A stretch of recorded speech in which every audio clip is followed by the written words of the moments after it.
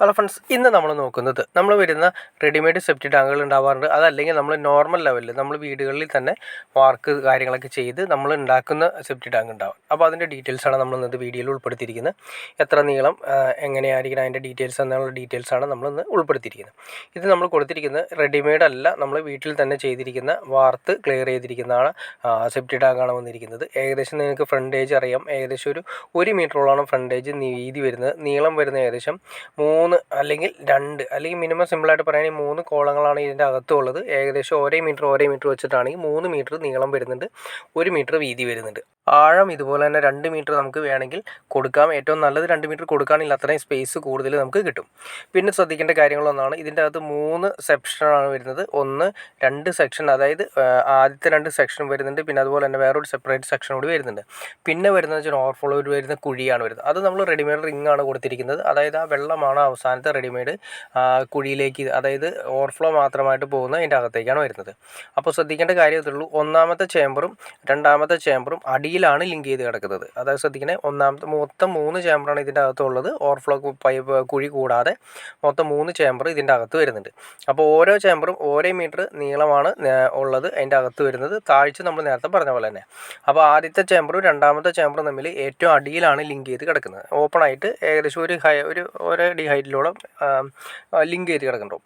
രണ്ടാമത്തെ ചേമ്പറും മൂന്നാമത്തെ ചേമ്പറും തമ്മിൽ ചെറിയ സെപ്പറേഷൻ ഉണ്ടാവും. താഴെ നിന്ന് തൊട്ട് മുകളിൽ വരെ ഏറ്റവും ടോപ്പ് വരെ സെപ്പറേഷൻ ഉണ്ടാവും. അപ്പോൾ ശ്രദ്ധിക്കേണ്ട കാര്യം, ഇത് എന്തിനു ചെയ്തു എന്ന് വെച്ചിട്ടുണ്ടെങ്കിൽ, നമ്മളിപ്പോൾ ഇന്ന് കണ്ടോ, ഇന്ന് നമ്മളിവിടെ കൊടുത്തിരിക്കുന്ന 2 പൈപ്പാണ് വന്നിരിക്കുന്നത്.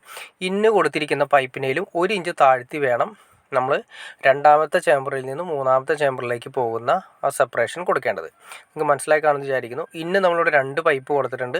അത് നിങ്ങൾ 2 പൈപ്പിൽ ഏതാണോ ഏറ്റവും താഴ്ന്ന് കിടക്കുന്ന പൈപ്പ്, അതിൽ നിന്നും 1 ഇഞ്ച് താഴ്ത്തി വേണം രണ്ടാമത്തെ ചേമ്പറിൽ നിന്ന് മൂന്നാമത്തെ ചേമ്പറിലേക്ക് കൊടുക്കുന്ന സെപ്പറേഷന് നമ്മൾ ചെറിയൊരു ഗ്യാപ്പ് കൊടുത്ത് അല്ലെങ്കിൽ പറഞ്ഞ സെപ്പറേഷൻ കൊടുക്കേണ്ടത്. അതിൽ നിന്നും, അതായത് ആ 1 ഇഞ്ച് ഗ്യാപ്പ് 1 ഇഞ്ച് താഴ്ത്തി കൊടുത്തിരിക്കുന്ന സ്ഥലത്ത് നിന്ന് വീണ്ടും 1 ഇഞ്ച് താഴ്ത്തിയാണ് നമ്മൾ ഓവർഫ്ലോ പൈപ്പിലേക്ക് പോകുന്ന എക്സ്ട്രാ പൈപ്പ് നമ്മൾ ഇതിൻ്റെ അകത്തേക്ക് ഇടേണ്ടത്.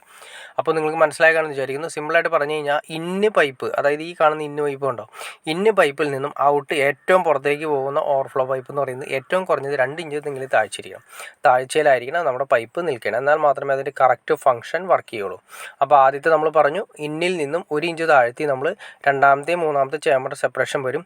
അതിൽ നിന്നും 1 ഇഞ്ച് താഴ്ത്തി നമ്മൾ ഓവർഫ്ലോ പൈപ്പ് വരും. അപ്പോൾ ടോട്ടൽ വരുമ്പോൾ ഒന്നാമത്തെ ഇന്നിൽ നിന്നും ഓവർഫ്ലോ പൈപ്പിൻ്റെ താഴ്ച എന്ന് പറയുന്നത് മിനിമം 2 ഇഞ്ച്, ഏകദേശം 2 ഇഞ്ചിന് ഒട്ടും താഴരുത്. കൂടിക്കഴിഞ്ഞാൽ ഓവറായിട്ട് കൂടാനും പാടില്ല. അപ്പോൾ ഇതിൻ്റെ കറക്റ്റ് ഫംഗ്ഷൻ പ്രോപ്പറായിട്ട് വർക്ക് ചെയ്യും. ഇത് തന്നെയാണ് നമ്മൾ റെഡിമെയ്ഡ് സെപ്റ്റി ടാങ്കിൽ വാങ്ങിക്കുന്ന സമയത്ത് ഇതിൻ്റെ അകത്ത് ചെയ്തിരിക്കുന്ന സിസ്റ്റം അങ്ങനെ തന്നെയാണ് ചെയ്തിരിക്കുന്നത്. അപ്പോൾ നമ്മളത് റെഡിമെയ്ഡ് വാങ്ങിക്കുന്നതിന് പകരമായിട്ട് കുഴി കുത്തി ക്ലിയർ ചെയ്ത് തേച്ച് കാര്യങ്ങളൊക്കെ ചെയ്ത് വെള്ളം എപ്പോഴും കെട്ടി നിൽക്കുന്ന അവസ്ഥയിലായിരിക്കണം വേണ്ടത്. അതായത് ഫുൾ ടൈം വെള്ളം അതിൻ്റെ അകത്ത് എപ്പോഴും കെട്ടി നിൽക്കണം. അപ്പോൾ ആ ലെവലിൽ വേണം കോൺക്രീറ്റ് ചെയ്തതിന് ശേഷം അകത്ത് കംപ്ലീറ്റ് ചാന്ത് കാര്യങ്ങൾ അല്ലെങ്കിൽ തേച്ച് കാര്യങ്ങൾ ക്ലിയർ ചെയ്ത് ക്വിക്ക് സീറ്റ്, അതായത് ഒട്ടും ലീക്ക് വരാത്ത, നമ്മൾ വാട്ടർ ടാങ്ക് എങ്ങനെയാണോ ചെയ്യുന്നത് അതുപോലെ തന്നെ ചെയ്ത് വെള്ളം കെട്ടി നിൽക്കുന്ന അവസ്ഥയിലായിരിക്കണം നമ്മൾ ചെയ്യേണ്ടത്. അപ്പോൾ ഈ വെള്ളം കെട്ടി നിൽക്കാത്തൊരവസ്ഥയിൽ വെള്ളം പുറത്തേക്ക് അത് ലീക്കായി പോകുന്ന അവസ്ഥയുണ്ട്. ഈ അവസ്ഥയിലാണ് ശരിക്കും സെപ്റ്റിക്കിൻ്റെ സ്മെല്ല് ഭയങ്കരമായിട്ട് എഫക്റ്റ് ചെയ്ത് നമ്മുടെ കുടികളിലേക്ക് വരുന്നതിനൊരു കാരണം അങ്ങനെയും വരാറുണ്ട്. അപ്പോൾ ഓക്കെ ഫ്രണ്ട്സ്, അപ്പോൾ നിങ്ങൾക്ക് ഈ വീഡിയോ ഇഷ്ടപ്പെടുന്നു വിചാരിക്കുന്നു. ഇനി എന്തെങ്കിലും ഡൗട്ട്സോ കാര്യങ്ങളോ തീർച്ചയായിട്ടും കമൻറ്റ് ചെയ്യാൻ മടിക്കരുത്, ഷെയർ ചെയ്യാനും മടിക്കരുത്, സബ്സ്ക്രൈബ് ചെയ്യാൻ മടിക്കരുത്.